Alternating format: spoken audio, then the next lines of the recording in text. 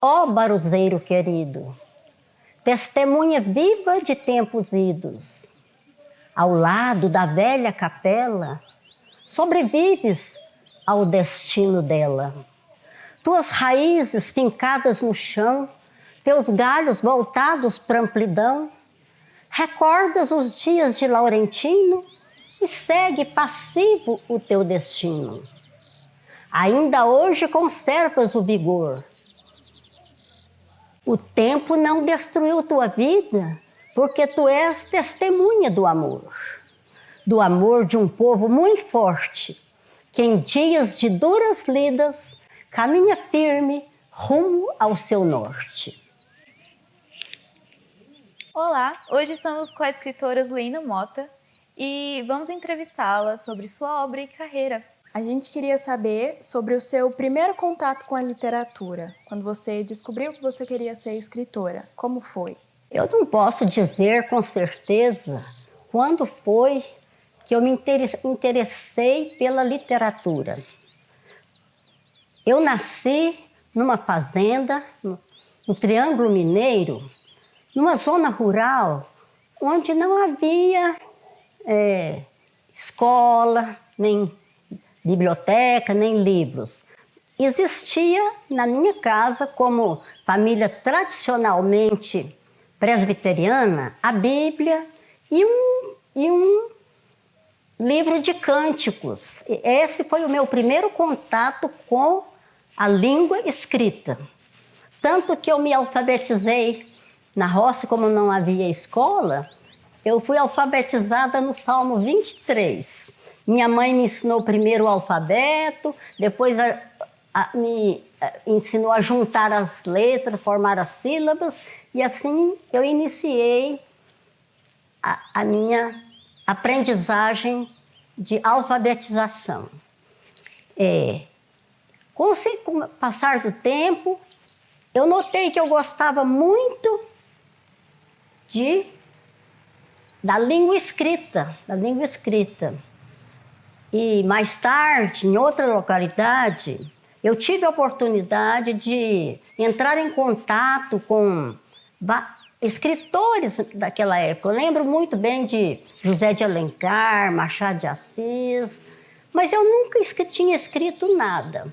Eu vim a escrever alguma coisa bem mais tarde, quando eu já tinha mais ou menos uns 30 e tantos anos, mas toda a vida eu gostei de ler. Mesmo naquele tempo de dificuldade de encontrar material para leitura, todos que foram possíveis chegar às minhas mãos, eu li. Também na minha formação religiosa presbiteriana, valorizava-se muito a declamação de poesias nas datas especiais. E a gente memorizava, e eu toda a vida gostei muito, no Natal, Dia das Mães, outras festas da igreja, declamar poemas. Era uma questão muito apreciada. E também a música, só que eu não me dediquei à música, mas inclusive meu pai era tenor de um grupo de músicos da igreja. Então eu comecei a escrever bem mais tarde. E o meu primeiro trabalho escrito foi para comemorar o Dia dos Pais, quando eu ainda era estudante no Colégio Jales Machado. Eu escrevi um texto, meio prosa, meio verso, que eu dei o nome assim, O que é um pai? E certamente ele continha ideias interessantes, e a equipe que estava analisando e classificando os poemas escritos dos alunos, eu ganhei em primeiro lugar e ganhei um brinde também. Então, essa foi a minha primeira escrita divulgada. Daí para frente, comecei a escrever. Uma coisa natural em mim, porque não havia incentivo da família em questão de livros, em questão de leitura, em questão de literatura. Mas eu acredito que foi um dom natural que Deus me deu de gostar de ler e gostar muito de poemas, de declamar poemas, né?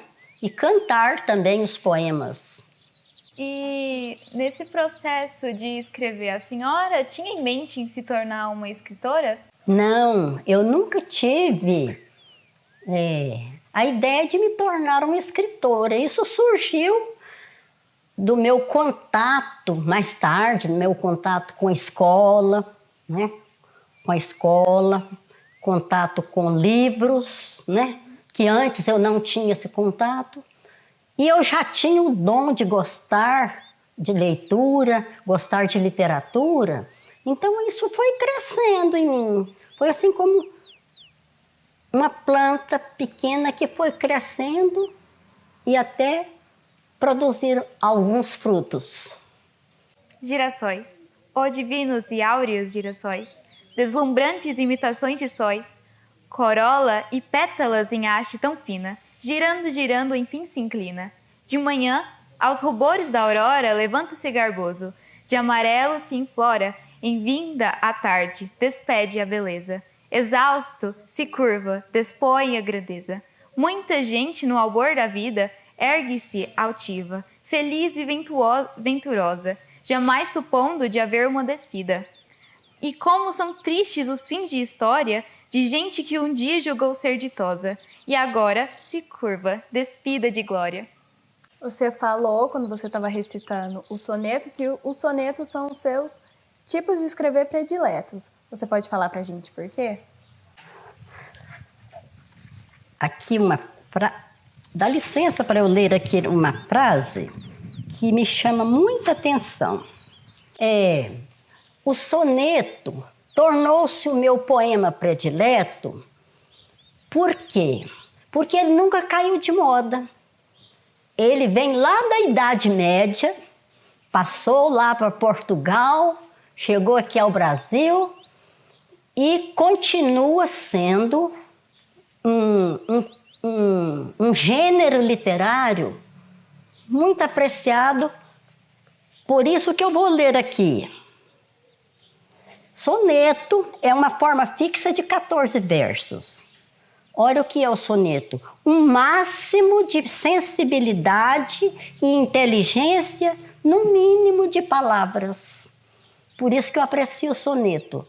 Ele é curto e cheio de muita sensibilidade e inteligência.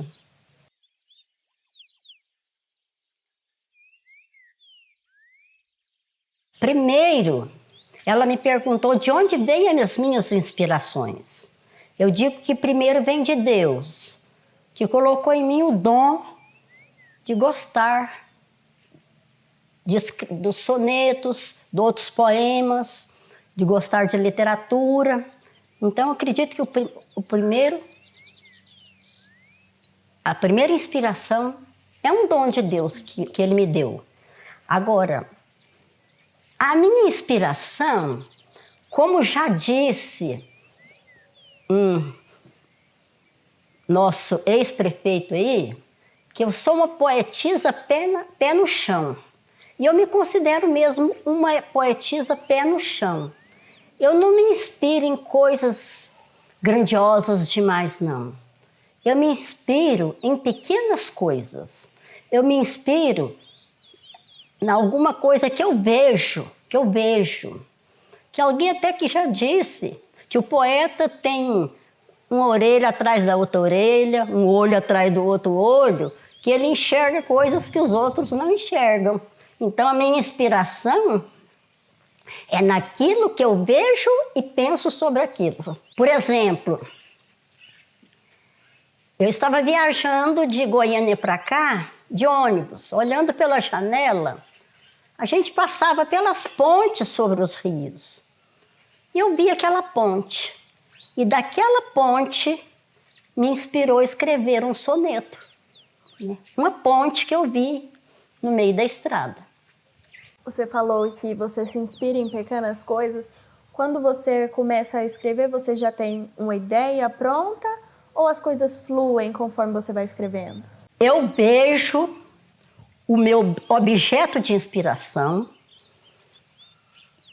e as ideias vão formulando na minha cabeça. O poema nasce primeiro na minha cabeça, depois é que eu passo ele para o papel. E para o papel, eu escrevo, reescrevo, até que eu veja a hora que ele está pronto. Agora eu tenho duas perguntas para a senhora. Qual foi o maior período que a senhora se ausentou da escrita e o que a senhora faz para superar bloqueios criativos? Como eu já disse aqui, eu comecei a colocar minhas ideias poéticas no papel. Eu já tinha uns 32, 33 anos. Eu era estudante ainda, né? Toda a vida o gosto pela poesia eu tinha. E toda a vida fui uma pessoa muito boa para memorizar. Para memorizar. Eu tinha na minha cabeça muitos poemas memorizados dos nossos poetas brasileiros, né? Principalmente os românticos, os parnasianos. Aí, enquanto eu estive na escola ou em contato com a escola, mais em contato com os livros, foi o meu período áureo que eu pude escrever esses 3 e uma parte desse 4º livro aqui. Mas depois que eu me aposentei, eu continuei escrevendo, mas com menos intensidade. Escrevendo, costumo escrever por encomenda. Já escrevi muito por encomenda. Por exemplo, alguém completa bodas de ouro, eu escrever. Aí já não é mais um poema, mas uma prosa poética daquela história daquele casal. Eu já escrevi isso para os avós aqui dessa menina, quando eles fizeram 50 anos de casado. E ultimamente eu escrevo pouco, porque parece que não há espaço para eu divulgar, mostrar. Tenho escrito alguns textos, gosto de escrever recontos. Aqueles contos antigos, das pessoas antigas, eu gosto de colocá-los numa folha, escrevê-los com a minha linguagem, é um reconto, e passar para quem gosta de ler. O bloqueio maior que um escritor tem é quando ele não acha quem lê o que ele escreve, né? Por exemplo, esse período agora terrível que nós passamos da pandemia, né? Eu não escrevi praticamente nada, né? Foi um bloqueio, mas o gosto pelos poemas continua. Eu, às vezes, sozinha aqui em casa, eu falo os meus poemas para mim mesma. Eu recito meus poemas para mim mesmo. Quer dizer, há um bloqueio, sim, pela idade, pela falta de contato com o mundo literário, que no meu caso era a escola, a Subsecretaria de Educação, onde eu tinha que produzir textos para ajudar os professores. Produzi muitos textos teatrais. Escrevi pecinhas de teatro, né, para ajudar o professor lá a fazer o seu teatrinho lá naquela data específica. Mas no momento mesmo eu estou um pouco bloqueada. Tic-tac, tic-tac. Dão, dão, dão é a voz do relógio, dizendo a todo mundo que horas são. Relógio de parede, relógio de pulso, relógio de bolso. O relógio da matriz.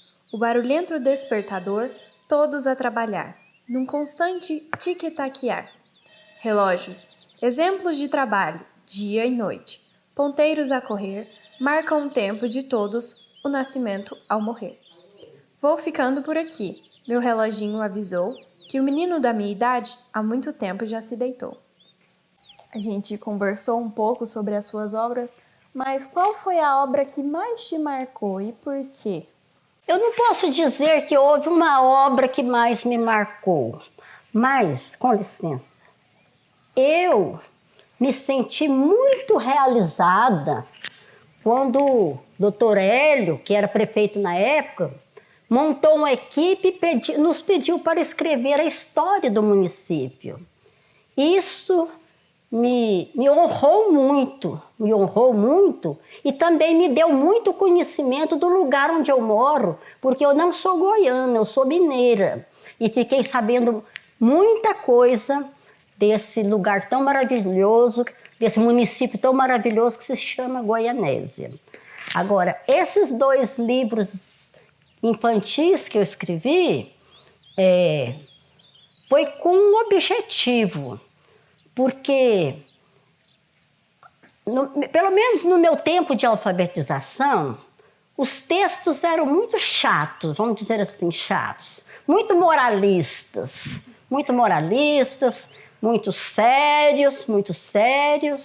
Tinha palavra que não podia constar no texto, né?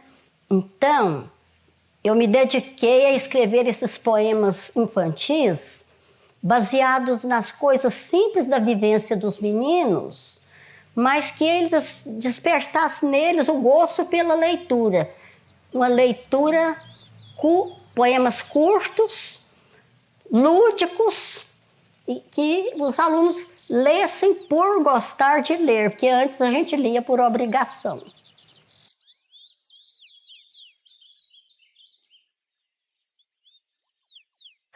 A literatura, a escrita, fazem parte muito importante da minha vida. Como a gente sabe que a vida é cheia de percalços, né? A poesia é como um refrigério, é como um ato de compensação por aquilo que a gente perdeu,